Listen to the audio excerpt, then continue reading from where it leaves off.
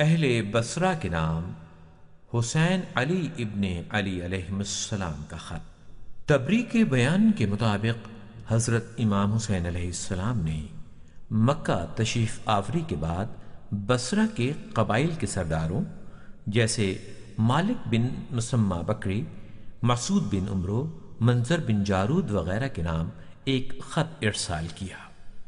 اما بعد، اللہ نے تمام لوگوں میں محمد صلی اللہ علیہ وآلہ وسلم کو چنا، نبوت کے ذریعے انہیں بزرگی سے نوازا اور اپنی رسالت کے لیے انہیں منتخب کیا۔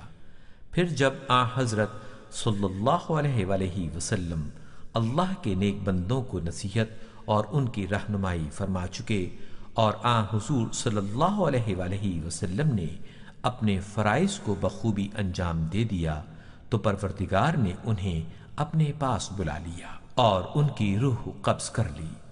ہم انہی کے اہل بیت، اولیاء، اوصیاء اور ورثہ ہیں، اور ہم ہی تمام لوگوں میں ان کے مقام کے سب سے زیادہ اہل اور حقدار ہیں، لیکن ایک گروہ نے یہ حق ہم سے چھین لیا اور ہم نے حقدار ہونے کے باوجود اس ظلم پر صبر کیا اور مسلمانوں کے درمیان اختلاف اور تفرقے کو ناپسند کرتے ہوئے امن و عافیت کو ترجیح دی، جبکہ ہم جانتے تھے کہ ہم اس حق کے سب سے زیادہ مستحق تھے جس پر دوسرے مسلط ہو گئے۔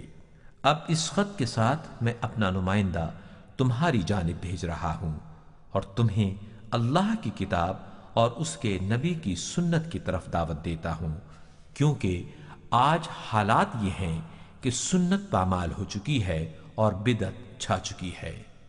اگر تم میری دعوت پر لبیک کہو تو میں راہ راست کی جانب تمہاری ہدایت کروں گا۔ والسلام علیکم ورحمۃ اللہ۔ امام نے یہ خط اپنے ایک دوست سلیمان کے ہاتھ بصرہ روانہ کیا۔ سلیمان بصرہ میں اپنی ذمہ داری انجام دینے اور خط پہنچانے کے بعد گرفتار کر لیے گئے اور ابن زیاد نے کوفہ روانہ ہونے سے ایک رات قبل انہیں پھانسی چڑھانے کا حکم دیا۔